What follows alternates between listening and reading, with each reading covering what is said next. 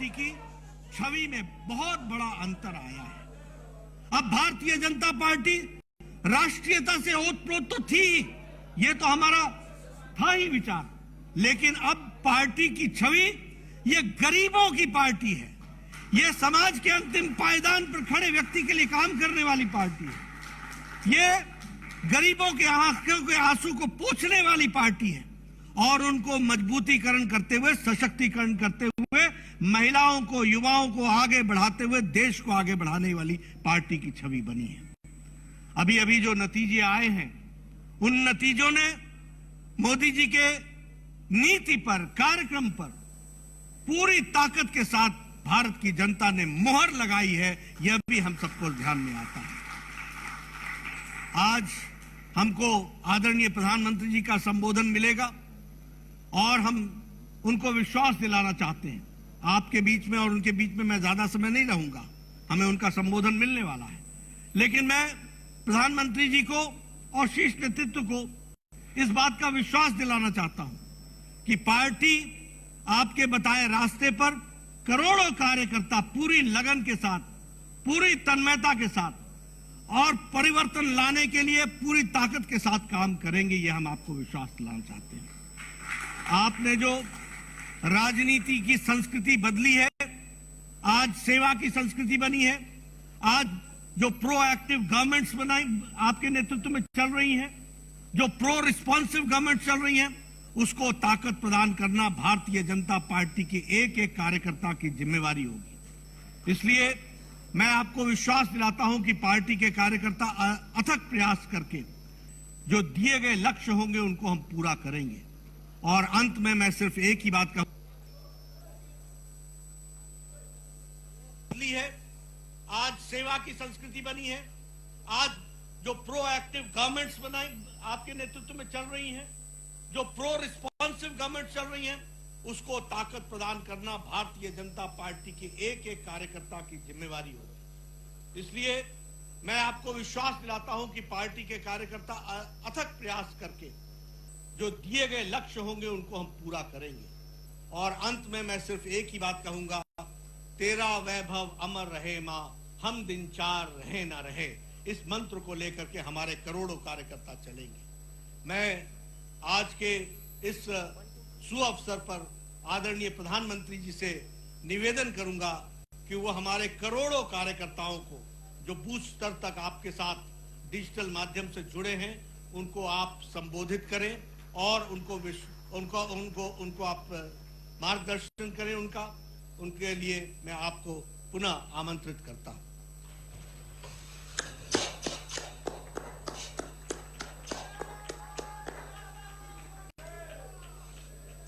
नमस्कार। भारत माता की, भारत माता की, भारत माता की। भारतीय जनता पार्टी के स्थापना दिवस के इस पुण्य अवसर पर मेरे साथ जुड़े पार्टी के सभी समर्पित कार्यकर्ता साथी, पार्टी के समस्त पदाधिकारीगण, हमारे राष्ट्रीय अध्यक्ष श्रीमान जेपी नड्डा जी, देवी और सज्जनों, आज नवरात्रि की 5वीं तिथि भी है। आज के दिन हम सभी मां स्कंद माता की पूजा करते हैं और हम सब ने देखा है मां स्कंद माता कमल के आसन पर विराजमान रहती है और अपने दोनों हाथों में कमल का फूल थामे रहती है।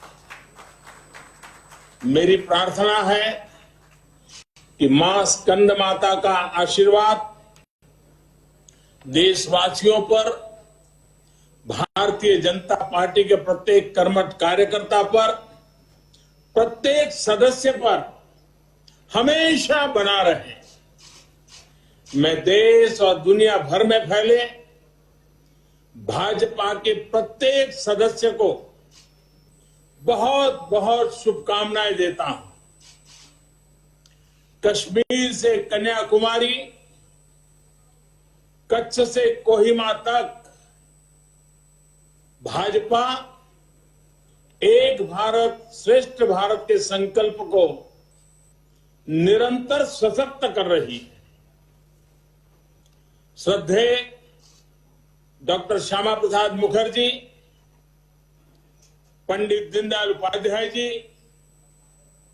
अटल बिहारी वाजपेयी जी, राजमाता सिंधिया जी, कुशाभाऊ ठाकरे, सुंदर सिंह जी भंडारी, अनेक अनेक महापुरुष, ऐसी अनेक विभूतियों ने जिन्होंने जनसंघ से लेकर भाजपा तक इस पार्टी के निर्माण में खुद को खपा दिया, मैं उन सब के चरणों में नमन करता हूं। साथियों, इस बार का स्थापना दिवस 3 वजहों से बहुत महत्वपूर्ण हो गया है। पहला कारण है कि इस समय हम देश की आजादी के 75 वर्ष का पर्व मना रहे हैं, आजादी का अमृत महोत्सव मना रहे हैं। ये प्रेरणा का बहुत बड़ा अवसर है। दूसरा कारण है तेजी से बदलती हुई वैश्विक परिस्थितियां, बदलता हुआ ग्लोबल ऑर्डर, इसमें भारत के लिए लगातार नई संभावनाएं बन रही है।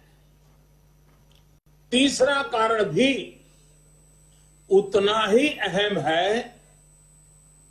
कुछ सप्ताह पहले 4 राज्यों में भाजपा की डबल इंजन की सरकारें वापस लौटी है। 3 दशकों के बाद राज्यसभा में किसी पार्टी के सदस्यों की संख्या 100 तक पहुंची है। यानी वैश्विक दृष्टिकोण से देखें या राष्ट्रीय दृष्टिकोण से देखें, भाजपा का दायित्व, भाजपा के प्रत्येक कार्यकर्ता का दायित्व लगातार बढ़ रहा है। इसलिए भाजपा का प्रत्येक कार्यकर्ता देश के सपनों का प्रतिनिधि है, देश के संकल्पों का प्रतिनिधि है।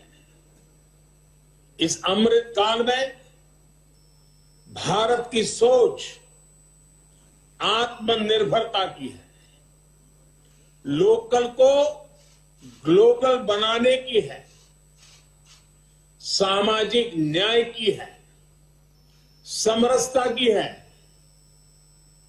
इन्हीं संकल्पों को लेकर एक विचारविद के रूप में हमारी पार्टी की स्थापना हुई थी। इसलिए ये अमृत काल भाजपा के हर एक कार्यकर्ता के लिए कर्तव्य काल है।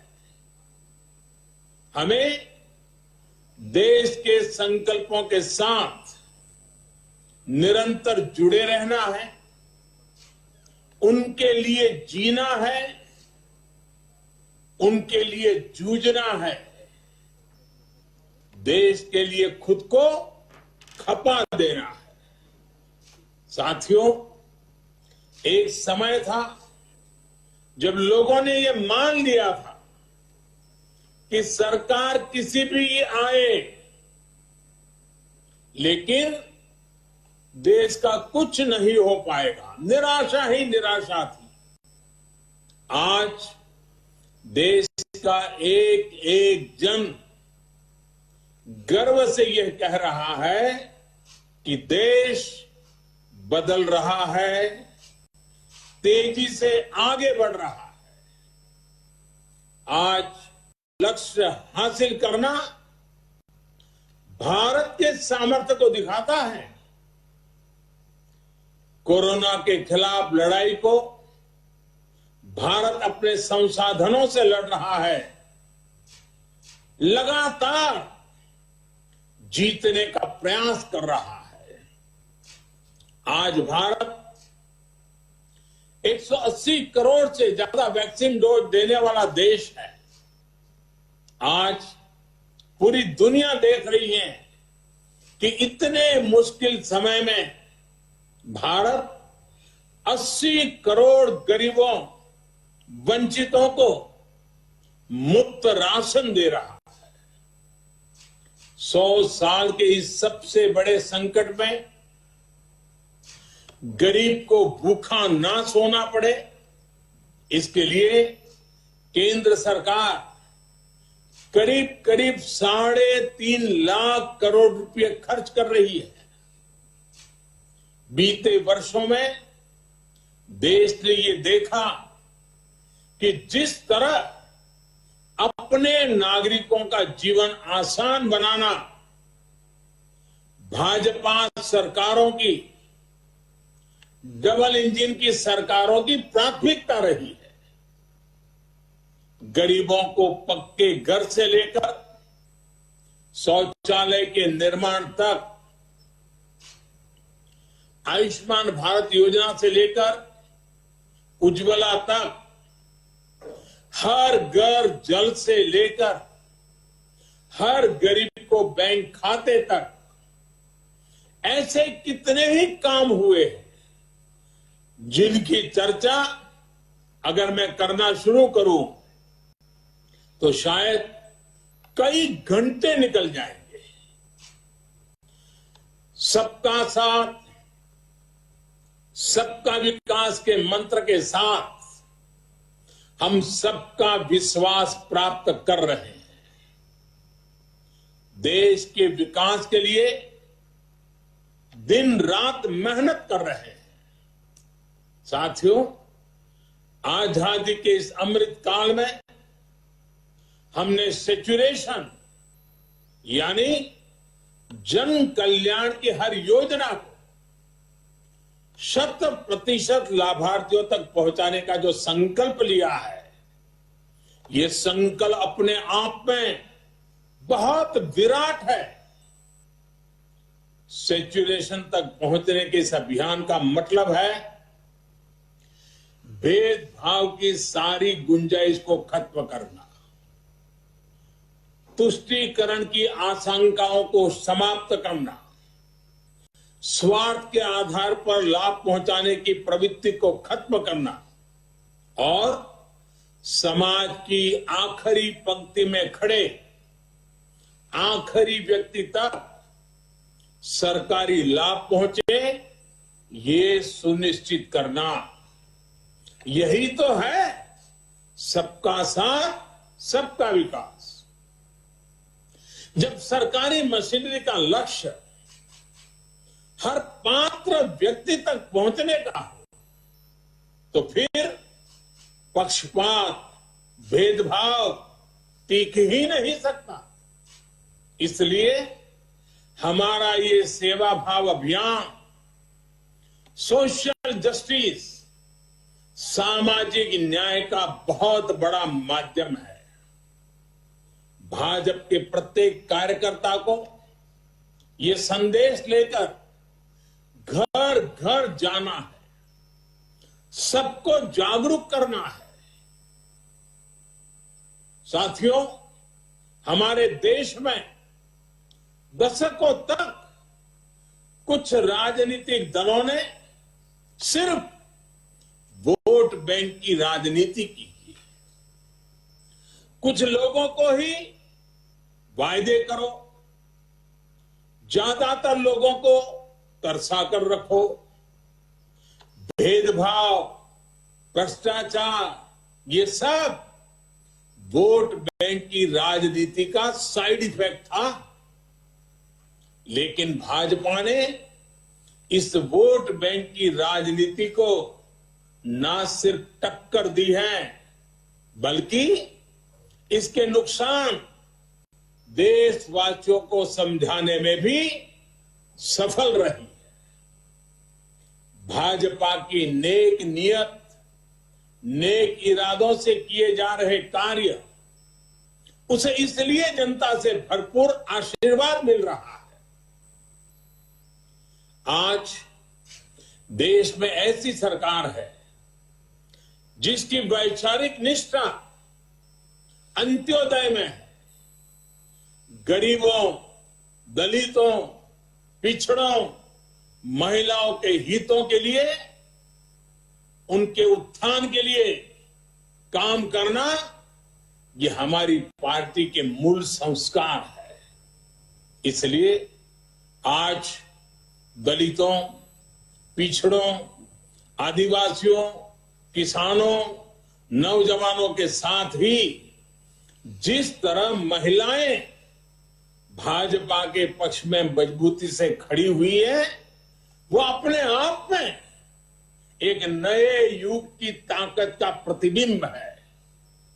पिछले कई चुनावों में हमने लगातार देखा है, भाजपा का विजय तिलक करने के लिए सबसे आगे हमारी माताएं बहनें आती हैं।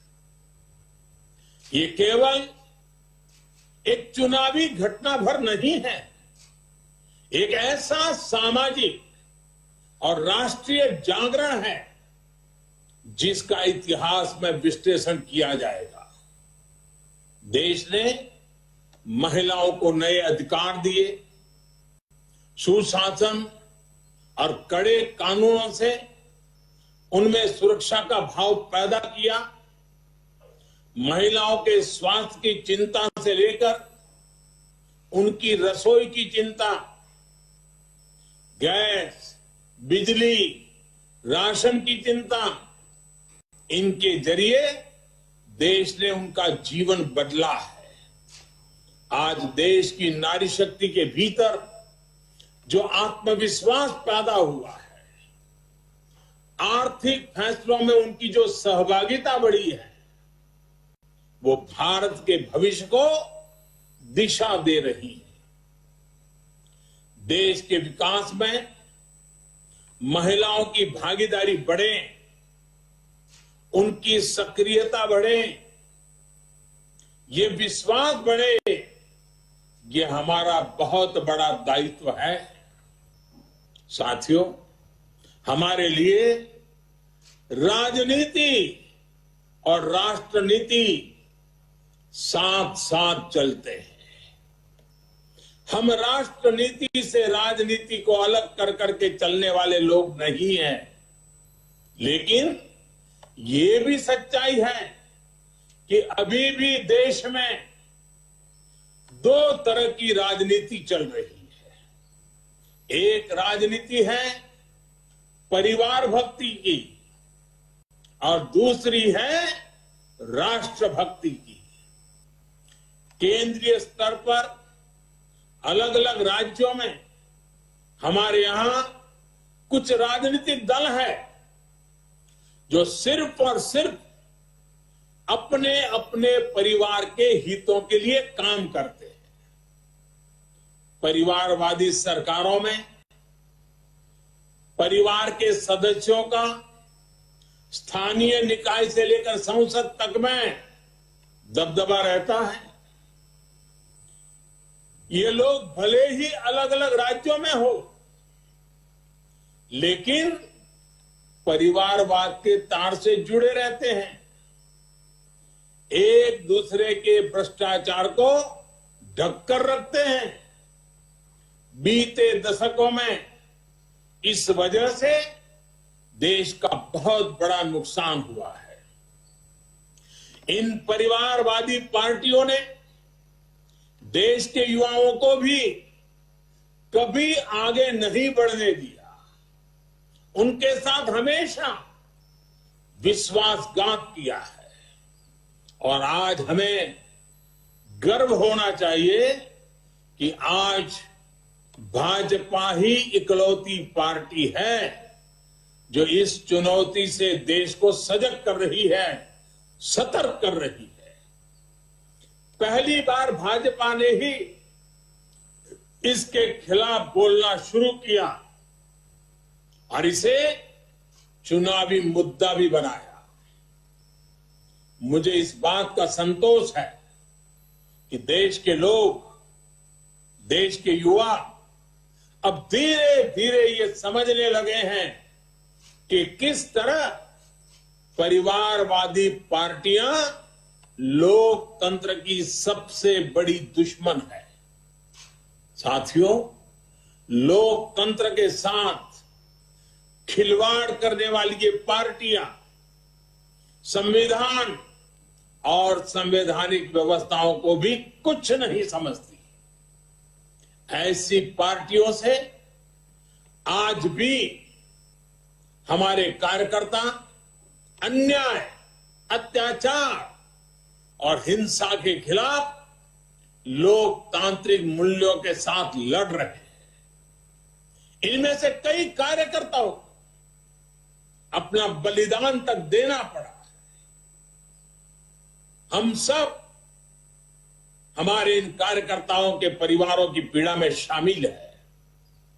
मैं सभी कार्यकर्ताओं को विश्वास दिलाता हूं कि भाजपा ऐसे राज्यों में लोकतांत्रिक मूल्यों की फिर से स्थापना करने के लिए निरंतर संघर्ष करती रहेगी। और ये महासंघर्ष, ये महायज्ञ तब तक चलेगा जब तक लोकतंत्र विरोधी ताकतों को हम परास्त नहीं कर देते। साथियों, आज पार्टी के स्थापना दिवस पर मेरा एक आग्रह आपसे नमो ऐप पर कमल पुष्प मॉड्यूल से जुड़ने का भी है। जिन अनगिनत लोगों ने पार्टी के लिए, देश के लिए खुद को खपा दिया, 3-3, 4-4 पीढ़ी खपा दी, ये कमल पुष्प उनको समर्पित है। कमल पुष्प एक तरह से सभी भाजपा कार्यकर्ताओं के लिए प्रेरणा का पुष्प है। कमल पुष्प को आप जितनी बार पढ़ेंगे, आपको हर जीवन गाथा, एक से बढ़कर एक जीवन गाथा, उससे नई ऊर्जा मिलेगी, मार्गदर्शन मिलेगा। साथियों, आज देश जमीन से जुड़े तमाम अभियानों को आगे बढ़ा रहा है और भाजपा के कार्यकर्ता के रूप में जमीन पर उनके सारथी आप ही हैं। अभी कुछ दिन बाद ही ज्योतिबा फुले और बाबा साहब आंबेडकर जी की जयंती है। पार्टी आज से सामाजिक न्याय पखवाड़ा शुरू करने जा रही है। मेरा आप सभी से विशेष आग्रह है कि इस अभियान में सक्रियता से जुड़े। सरकार गरीबों के लिए जो योजनाएं चला रही है, जो प्रयास कर रही है, उनके प्रति देशवासियों को जागरूक करें और एक कार्यकर्ता के रूप में पार्टी मुझे जो आदेश करेगी, मैं भी कार्यकर्ता के रूप में पूरी मेहनत करूंगा। आपका साथी कार्यकर्ता होने के नाते यही मेरी आपसे भी अपेक्षा है। मुझे पूरा विश्वास है कि हम सब मिलकर इसी तरह राष्ट्र सेवा के यज्ञ में अनवरत लगे रहेंगे। आपके प्रयासों से देश अनंत ऊंचाइयों तक पहुंचेगा।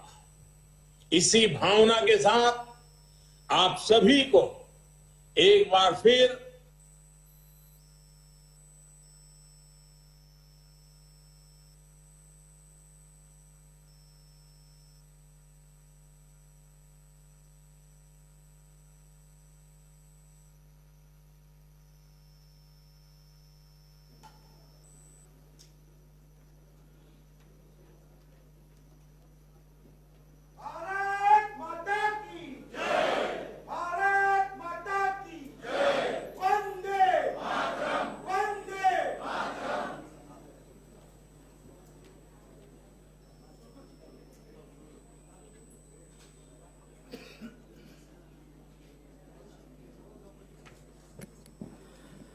भारतीय जनता पार्टीचा मी सर्व मान्यवरांना विनंती करतो की आपण कृपया व्यासपीठावरती यावं. सन्माननीय देवेंद्रजींना विनंती करतो की आपण लवकर घ्या रे, लवकर घ्या. माननीय आशीष शेलारजी, माननीय मंगल प्रभात लोढ़ाजी, आचार्य पवन त्रिपाठी जी, माननीय कालिदास कोळंबकर जी, माननीय कैप्टन तमिल सेल्वम जी, माननीय माजी आमदार उपाध्यक्ष महाराष्ट्र प्रदेश अप्पासाहेब पाटील जी, कृपया आपण मंचावरती आसनस्थ व्हा.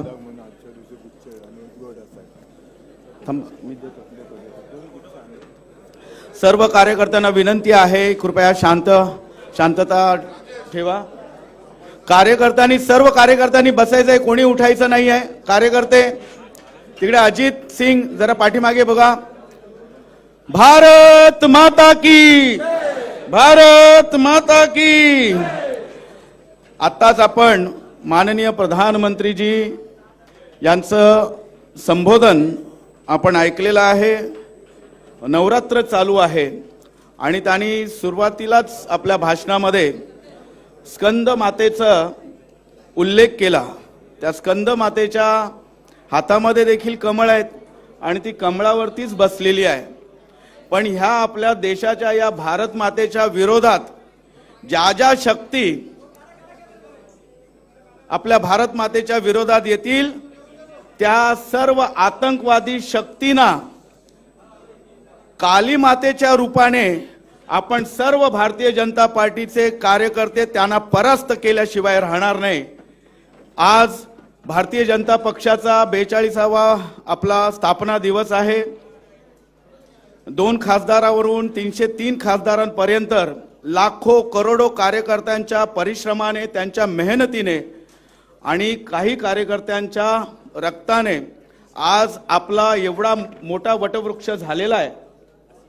मी सर्व कार्यकर्त्यांचे अभिनंदन आणि स्वागत करतो. मी सन्माननीय आपले आमदार आशीष शेलारजी यांना विनंती करतो की पुढील सर्व कार्यक्रमाची माहिती आपल्या सर्व कार्यकर्त्यांना द्यावे. आपल्या या स्थानिक विधानसभेचे आमदार सन्माननीय कालिदास कोळंबकर जी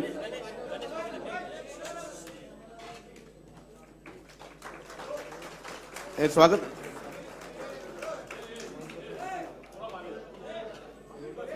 कालिदास कोळंबकर जी देखील सन्माननीय देवेंद्र फडणवीस यांचं पुष्पगुच्छ देऊन स्वागत करतील.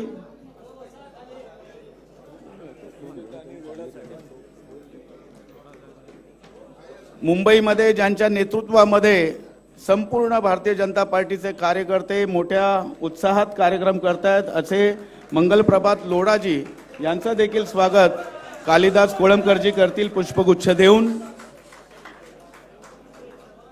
भारतीय जनता पार्टीचा मी आपल्या मुंबईचे निवडणूक संचालन समितीचे अध्यक्ष सन्माननीय आशीष शेलार यांना विनंती करतो की आपण पुढील मार्गदर्शन कार्यकर्त्यांना करावं.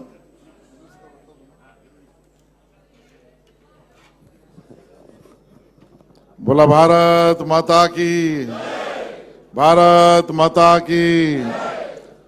आजच्या या भारतीय जनता पक्षाच्या स्थापना दिवस वर्धापन दिवसाच्या कार्यक्रमाला आपण आताच देशाचे सन्माननीय प्रधानमंत्री माननीय नरेंद्र मोदीजींचं संबोधन आपण ऐकलंय.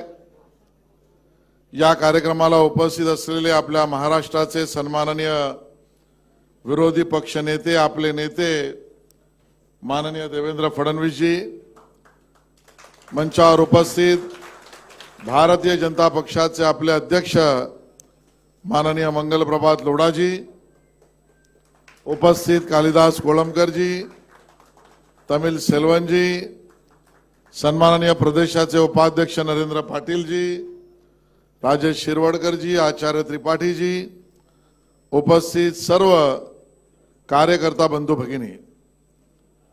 देवेंद्रजी, आजचा हा दिवस या ठिकाणी आपल्या उपस्थितीमध्ये भव्य कार्यक्रम होतोय, पण मला सांगायला आनंद होतो की पूर्ण मुंबईतल्या सर्व जिल्ह्यांमध्ये आणि सर्व विधानसभांमध्ये असलेल्या शक्ती केंद्रावर सुद्धा अशाच पद्धतीने माननीय प्रधानमंत्र्यांचं संबोधन कार्यकर्त्यांनी सार्वजनिक स्वरूपात ऐकण्याचे कार्यक्रम केले आणि पूर्ण मुंबईमध्ये आज सांगायला आनंद होतोय जवळजवळ 1200 ठिकाणी अशा पद्धतीचे कार्यक्रम संपूर्ण मुंबईत त्या ठिकाणी चालू आहेत. माननीय मोदीजींनी आपल्या कार्यकर्त्यांकडून केलेल्या अपेक्षा आपण जाणून घेतल्याच आहेत आणि म्हणून सेवेचं व्रत, गरीब माणसाची असलेली दुःखी कष्टी माणसाची केलेली सेवा आणि आपल्या विचारधारेप्रती असलेली आपली कमिटमेंट, प्रतिबद्धता, या त्रिसूत्रीवर माननीय मोदीजींनी आपल्याला येणाऱ्या कार्यकालामध्ये आपल्या पक्षाची वाढ कशी करावी याबद्दलचं मार्गदर्शन केलंच. पण बरोबरीने हेही सांगितलं की या देशासमोर लोकशाहीला एक खतरा निर्माण झालाय आणि तो लोकशाहीचा खतरा दुसरा तिसरा कोणाचा नसून घराणेशाहीचा आहे. आणि म्हणून घराणेशाही विरुद्ध लोकशाहीची लढाई ही आपल्याला एका अर्थाने देशाला मारक अशा पद्धतीने घराणेशाही चालू आहे आणि त्या विरुद्धचा संघर्ष सुद्धा ही आपल्या कार्यकर्त्यांची त्या ठिकाणची जबाबदारी आहे. मला सांगायला आनंद होतो की माननीय देवेंद्रजींचं सरकार, भारतीय जनता पक्षाचं सरकार या महाराष्ट्रात ज्या वेळेला होतं त्यावेळेला प्रत्येक गरीब माणसाच्या स्वाभिमानाचा, विकासाचा विचार करणारं सरकार काम करत होतं. आणि म्हणून मुंबईत आपण पाहिलंय की आमच्या झोपडपट्टी विभागात राहणारा आमचा बंधू असेल, भगिनी असेल, तर प्रत्येकाला घर हे केवळ घोषणेपुरता नाही. माननीय देवेंद्रजींनी 2011 पर्यंतचे पुरावे असलेल्या प्रत्येक व्यक्तीला घर हे आश्वासित करणारा कायदा या गरीब माणसासाठी देवेंद्रजींनी केला. गावखेड्यात असेल तर गावखेड्यात सुद्धा आपली जागा, आपली कष्टाची, मेहनतीची, वाडवडिलांची असलेली जमीन मालमत्ता याची 7/12वर नोंदणी करण्यासाठी भ्रष्टाचाराचे पाठ वाहत होते. ऑनलाईन अशा पद्धतीने प्रत्येक गरीब शेतकऱ्याला स्वतःच्या जागेवरचा 7/12 हा 1 रुपया खर्च न करता देण्याचं काम या गरीबासाठी माननीय देवेंद्रजींनी केलं. आणि म्हणून देवेंद्रजींनी युवक असेल, विद्यार्थी असेल, महिला असतील, या सगळ्यांसाठी या विषयातलं काम केलं. आणि मग आज पुन्हा एकदा घराणेशाहीने विश्वासघाताने डोकं वर काढलेलं आहे. आणि म्हणून मोदीजींनी सांगितलेला घराणेशाही विरुद्धचा लढा हा मुंबई आणि राज्यामध्ये आपल्या राज्यातना सुद्धा आपल्याला सुरू करावा लागणार आहे. आणि म्हणून मी नाही तर माझा मुलगा, मी नाही तर माझी मुलगी आणि कधी कधी पुतण्या असं वाटणारी सरकार या राज्यामध्ये आहेत. आणि म्हणून या घराणेशाहीच्या विरोधाचा संघर्ष ही लोकशाही टिकवण्यासाठी, भ्रष्टाचार मुक्त राज्य करण्यासाठी आणि गरिबाची सेवा करण्यामधल्या अडीअडचणी दूर करण्यासाठी संघर्ष करण्याची भूमिका आपले नेते देवेंद्रजींनी घेतली आहे आणि विधानसभेत सुद्धा ती आपण पाहिली आहे.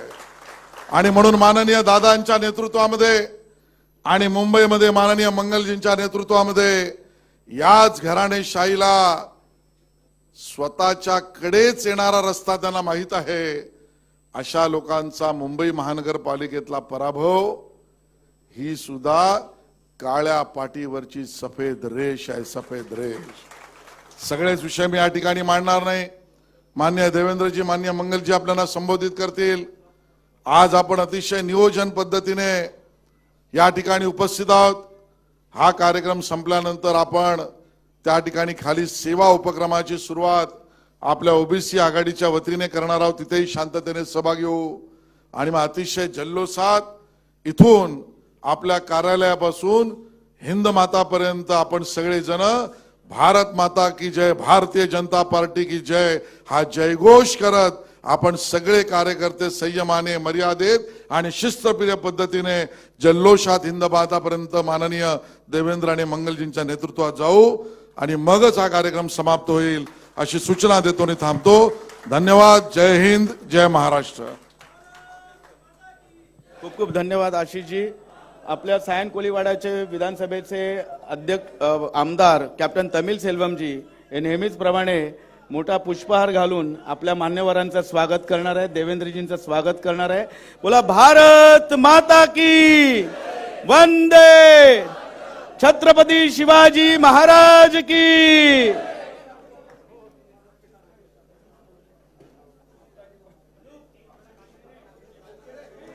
भारत माता की, छत्रपती शिवाजी महाराज की.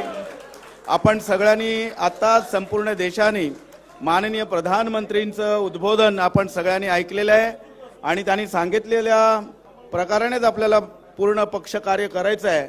आणि आता ज्यांच्यासाठी आपण आतुरतेने ज्यांची वाट पाहत आहात असे आपले महाराष्ट्राचे नेते, माजी मुख्यमंत्री, विरोधी पक्ष नेते माननीय देवेंद्र फडणवीसजी यांना विनंती करतो की समस्त कार्यकर्त्यांना आपण संबोधित करावं.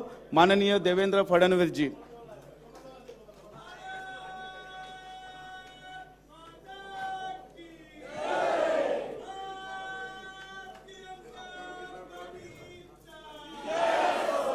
भारत माता की, भारत माता की, वंदे वंदे, जय भवानी, जय भवानी, जय जय जय जय जय भवानी, जय जय जय जय जय शिवाजी. भारतीय जनता पक्षाचा, भारतीय जनता पक्षाचा, हिंदवी स्वराज्याचे सरसंस्थापक छत्रपती शिवराय यांना मानाचा मुजरा करतो. भारतीय राज्यघटनेचे शिल्पकार भारतरत्न डॉक्टर बाबासाहेब आंबेडकर यांना मानवंदना अर्पित करतो. भारतीय जनता पक्षाचे आमचे पहिले अध्यक्ष श्यामाप्रसादजी मुखर्जी यांचं स्मरण करतो.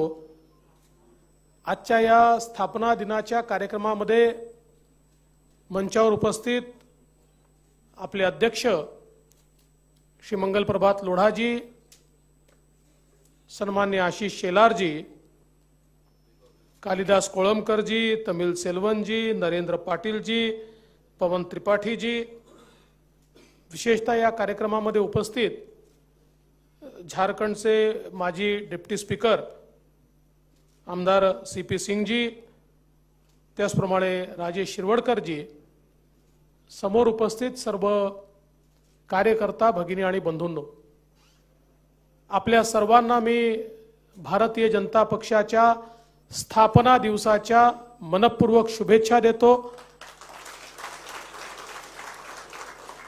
आणि आपला भारतीय जनता पक्ष लोकांची सेवा करत, भारत मातेची सेवा करत अशाच प्रकारे विस्तारित होत जाओ ही ईश्वरचरणी प्रार्थना देखील करतो.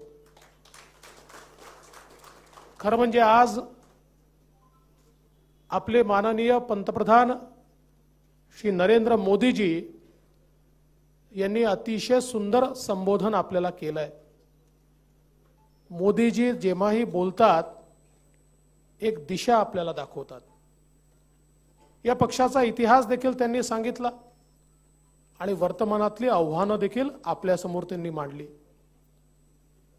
खरं तर भारतीय जनता पक्षाची निर्मिती हीच मुळात राष्ट्रवादातनं झाली आहे.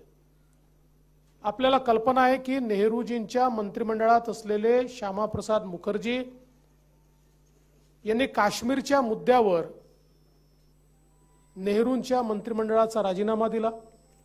त्यांचा आग्रह होता की काश्मीर भारताचं अभिन्न अंग असलं पाहिजे, या देशामध्ये समान नागरी कायदा तयार झाला पाहिजे, असे विविध आग्रह त्यांनी घेतले आणि राष्ट्रवादाच्या मुद्द्यावर जनसंघाची स्थापना झाली आणि जनसंघ ते भारतीय जनता पार्टी आमच्या विविध राष्ट्रीय अस्मितेच्या मुद्द्यांवर जनजागृती करत, संघर्ष करत आज भारतीय जनता पक्षाने या देशातला नाही तर विश्वातला सगळ्यात मोठा पक्ष म्हणून एक नाव जगासमोर आणलेलं आहे। आणि मला असं वाटतं की याकरता खऱ्या अर्थानं ज्या ज्या लोकांनी भारतीय जनता पक्षाच्या या जडणघडणीमध्ये एक मोठं योगदान दिलं, मग देशाचा विचार केला तर श्यामाप्रसादजी दीनदयालजी असतील किंवा अटलजी अडवाणीजी असतील, कुशाभाऊ ठाकरे असतील, किंवा या पक्षाला सर्वोच्च उंची ज्यांच्यामुळे गाठता आली ते आमचे आजचे पंतप्रधान माननीय मोदीजी असतील, या सगळ्यांनी जे मार्गदर्शन केलं, जे योगदान दिलं आणि जो संघर्ष केला, आपल्या जीवनातला क्षण आणि क्षण हा त्यांनी पक्षाकरता दिला आणि त्यांच्याच त्यागातून भारतीय जनता पक्ष उभा राहिला। आज आपण महाराष्ट्राचा विचार केला तर स्वर्गीय उत्तमराव नानांपासनं तर प्रमोदजी महाजनांपर्यंत, गोपीनाथराव मुंडेंपर्यंत अनेक लोक, आज ही जर नावांची मांदियाळी आपण या ठिकाणी सांगायला लागलो तर एक मोठी अशा प्रकारची यादी आहे की ज्या लोकांनी या पक्षाला लोकाभिमुखता दिली, ज्यांनी या पक्षाला दिशा दिली आणि प्रसंगी संपला नाही, विचार संपला नाही। अगदी इंदिराजींच्या दुःखद हत्येनंतर ज्यावेळी संपूर्ण देशामध्ये एक सिंपतीची वेव होती आणि संपूर्ण देश हा त्या काळामध्ये राजीवजींच्या मागे उभा राहिला आणि भारतीय जनता पक्षाला केवळ 2 जागा मिळाल्या, त्याही वेळी भारतीय जनता पार्टी संपली नाही। कालच ज्या प्रकारे आमच्या अमितभाईंनी सांगितलं की आम्ही 2 होतो तेव्हाही घाबरलो नाही, आता तर 302 आहोत, तर आमचा घाबरण्याचा काही प्रश्नच उठत नाही। हा जो प्रवास भारतीय जनता पक्षाचा आहे हा एक प्रकारे थक्क करणारा अशा प्रकारचा प्रवास आपल्याला या ठिकाणी पाहायला मिळतोय। मला आठवतं अटल बिहारी वाजपेयीजी देशाचे पंतप्रधान होते, त्यांच्या सरकारवर त्या ठिकाणी नो कॉन्फिडन्स मोशन हा मूव झाला आणि त्यावेळी एक समोरच्या पक्षातले नेते म्हणाले तुम्ही एवढे मोठे सरकार बनवलं आणि काय तुम्ही तर सांगायचे आम्ही 370 करू, आम्ही राम मंदिर करू, आम्ही समान नागरिक कायदा करू, पण तुमच्या तर कुठेही मॅनिफेस्टोतही आम्हाला ते पाहायला मिळालं नाही। त्यावेळेस अटलजींनी सभागृहामध्ये उत्तर दिलं होतं की आज 22 पक्षाचं सरकार चालवतोय, त्या 22 पक्षाचा अजेंडा हा आमचा अजेंडा आहे, पण ज्या दिवशी भारतीय जनता पक्षाचं स्वतःच्या भरोशावर सरकार होईल त्या दिवशी 370 देखील आम्ही हटवू, राम मंदिर देखील आम्ही बनवू, समान हक्क सगळ्यांना देऊ आणि खऱ्या अर्थानं ते स्वप्न आपले पंतप्रधान माननीय नरेंद्र मोदीजींनी या ठिकाणी पूर्ण करून दाखवलं। खरं तर आपण सगळ्यांनी एक गोष्ट लक्षात घेतली पाहिजे, आज 2 संदेश मोदीजींनी आपल्याला दिले आहेत। पहिला संदेश हा समतेचा संदेश आहे। गरीब कल्याणाचा अजेंडा म्हणजे काय आहे? अनेक लोक सेक्युलरिझमचा अर्थ सांगतात की काही धर्मांना किंवा काही विशिष्ट लोकांना त्यांचं लागमूल चालन करणं हे सेक्युलरिझम आहे। मोदीजींनी स्पष्टपणे सांगितलं हे सेक्युलरिझम नाहीये। सेक्युलरिझम म्हणजे काय तर डेमोक्रेटायझेशन ऑफ स्कीम्स हे सेक्युलरिझम आहे। म्हणजे शेवटच्या माणसापर्यंत योजना पोचणं हे खरं सेक्युलरिझम आहे, कारण जेव्हा योजना शेवटच्या माणसापर्यंत पोहोचते त्यावेळी त्या माणसाच्या धर्माचा विचार, जातीचा विचार, भाषेचा विचार, पंथाचा विचार ती योजना करत नाही, त्या प्रत्येक गरीबाला ती योजना त्या ठिकाणी दिलासा देण्याचं काम करतं। हे खरं सेक्युलरिझम आहे, हे खरं डेमोक्रेटायझेशन आहे। त्यामुळे डेमोक्रेटायझेशन ऑफ स्कीम्स अँड रिसोर्सेस हा जो एक नवा विचार आज मोदीजींनी आपल्यापर्यंत मांडलेला आहे आणि गरीब कल्याणाच्या अजेंड्याच्या माध्यमातून देशाच्या गरिबांची सेवा करणं आणि त्यासोबत समतेचा विचार, समरसतेचा विचार हा पखवाडा आपण या ठिकाणी महात्मा ज्योतिबा फुले आणि डॉक्टर बाबासाहेब आंबेडकर यांना समर्पित करतो आणि त्यांना समर्पित करायचा याचा अर्थ समाजातला जो शेवटचा व्यक्ती आहे, जो या ठिकाणी शोषित आहे, पीडित आहे, जो मागास आहे, अशा व्यक्तीच्या जीवनामध्ये परिवर्तन करणाऱ्या योजना त्यांच्यापर्यंत पोहोचवण्याचं काम करणं आणि समाजातली विषमता दूर करणं, हा जो एक मंत्र आपल्याला माननीय मोदीजींनी दिलाय, या मंत्रावर येत्या काळात आपण काम करणार आहोत. एवढंच नाही तर यासोबत आत्ताच आशिषजींनी ज्याचा उल्लेख केला की या देशामध्ये लोकशाहीवर खऱ्या अर्थानं जर कोणाचा आघात असेल तर तो घराणेशाहीचा आघात आहे.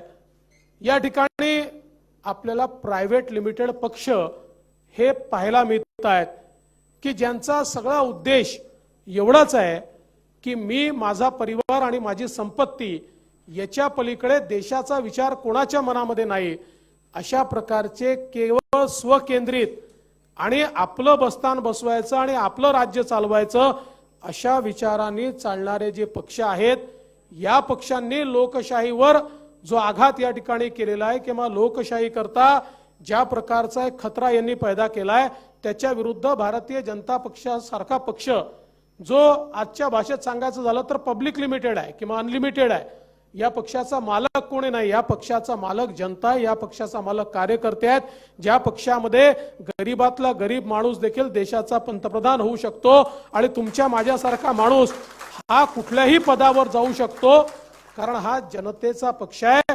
खरी लोकशाही ज्या पक्षांनी जिवंत ठेवली आहे, अशा प्रकारच्या भारतीय जनता पक्षाचे कार्यकर्ते म्हणून आम्हाला एक मोठा संघर्ष करावा लागणार आहे. आज आम्ही महाराष्ट्रात देखील पाहतो, महाराष्ट्रामध्ये देखील लोकशाही पायदळी तोडवण्याचं काम सरकारच्या वतीनं रोज होत आहे. सरकारच्या विरोधात बोलायची या ठिकाणी आता मुभा नाही आहे.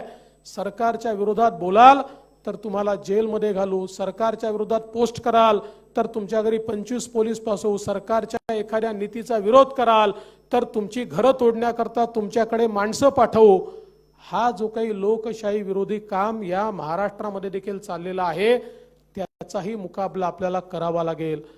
ज्या प्रकारे महाराष्ट्राची संस्कृती पायदळी तोडवण्याचं काम महाराष्ट्रातलं सरकार करताय आणि हे करत असताना ज्या प्रकारे भ्रष्टाचाराच्या माध्यमातून महाराष्ट्राची प्रतिमा संपूर्ण देशामध्ये मलिन होते आहे, या महाराष्ट्राला भ्रष्टाचार मुक्त करण्याकरता आणि या भ्रष्ट लोकांच्या हातून कारभार काढण्याकरता एक मोठा संघर्ष आपल्याला उभा करावा लागेल. आता नुकतंच अधिवेशन झालं, या अधिवेशनामध्ये याच मुंबईच्या महानगरपालिकेने केलेल्या करोडो रुपयाच्या भ्रष्टाचाराची प्रकरणं ही आपण बाहेर काढली. हजारो कोटी रुपये जे गरिबाच्या सामान्य माणसाच्या कामी आले असते, तो पैसा कसा या लोकांनी खाल्ला, कसा डल्ला मारला, कशी दरोडेखोरी केली, या संदर्भातली इत्थंभूत माहिती भारतीय जनता पक्षाच्या सगळ्या आमदारांनी अतिशय पुराव्यासहित मांडली. पण त्याला एकही उत्तर न मुख्यमंत्र्यांनी दिलं, न मंत्र्यांनी दिलं, न कुठल्या नेत्यांनी दिलं. याचं कारण ते उत्तर देऊ शकत नाही. कोविडच्या काळामध्ये मरणाऱ्या माणसांचं राजकारण करून त्यांच्या माध्यमातून खरेदी करून त्यातही भ्रष्टाचार करणारे, ज्या लोकांनी मेलेल्या माणसाच्या टाळूवरचं लोणी खाणं देखील या ठिकाणी सोडलेलं नाही, अशा लोकांच्या विरुद्धचा संघर्ष आपण सुरू केलेला आहे. आणि या मुंबईला भ्रष्टाचारांपासून मुक्त करायचं आहे. मी नेहमी सांगतो, कुठल्या पक्षाशी आमची लढाई नाही आहे, कुठल्या पक्षापासून आम्ही मुक्त करणार नाही आहे, तर आम्ही भ्रष्टाचारांपासून मुक्त करणार आहोत, ज्यांनी वर्षानुवर्ष या मुंबईला या भ्रष्टाचाराच्या विळख्यात घालून स्वतःची घरं बनली, स्वतःच्या प्रॉपर्ट्या तयार केल्या. आणि आज तेच लोक या ठिकाणी लोकशाहीच्या संदर्भात ज्यावेळेस बोलतात त्यावेळी मोठं आश्चर्य वाटतं. पण काळजी करायचं कारण नाही, आपण संघर्ष करणारे लोक आहोत. येत्या काळामध्ये मोठा संघर्ष हा आपल्याला उभा करावा लागेल आणि या संघर्षाच्या काळामध्ये सगळ्या प्रकारचे हतकंडे लोक या ठिकाणी अपनवतील, आपल्या लोकांना त्रास देतील. पण आपल्याला त्रास सहन करण्याची सवय आहे. आपण कधी घाबरलो नाही, आपण कधी यांच्या दबावाला बळी पडलो नाही. कारण भारतीय जनता पार्टी अशी पार्टी आहे की ज्या पार्टीने प्रत्येक परिस्थितीचा मुकाबला केलाय आणि म्हणूनच आज आपण मोठे झालो आहोत. या मुंबईमध्ये आणि या महाराष्ट्रामध्ये येत्या काळामध्ये एक मोठा संघर्ष आपण उभा करू। एकीकडे मोदीजींचा गरीब कल्याणाचा अजेंडा शेवटच्या माणसापर्यंत घेऊन जाऊ, दुसरीकडे यांचा स्वकल्याणाचा अजेंडा हा देखील उघडा पाडून शेवटच्या माणसामध्ये जनजागृती करून यांना सिंहासनावरनं खाली खेचल्याशिवाय आपली लढाई थांबणार नाही, हे आपण सगळ्यांनी लक्षात ठेवावं।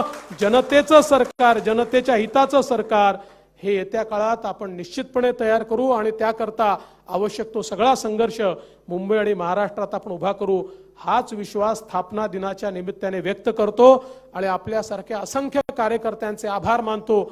आज मुंबईमध्ये 1200 कार्यक्रम होत आहेत, आपल्या राज्यामध्ये हजारो कार्यक्रम होत आहेत। सगळीकडे लोकांनी सामूहिक अशा प्रकारे माननीय मोदीजींचं भाषण ऐकलेलं आहे आणि आता प्रत्येक ठिकाणी मिरवणुकीनं आपण आपला हा दिवस साजरा करतो।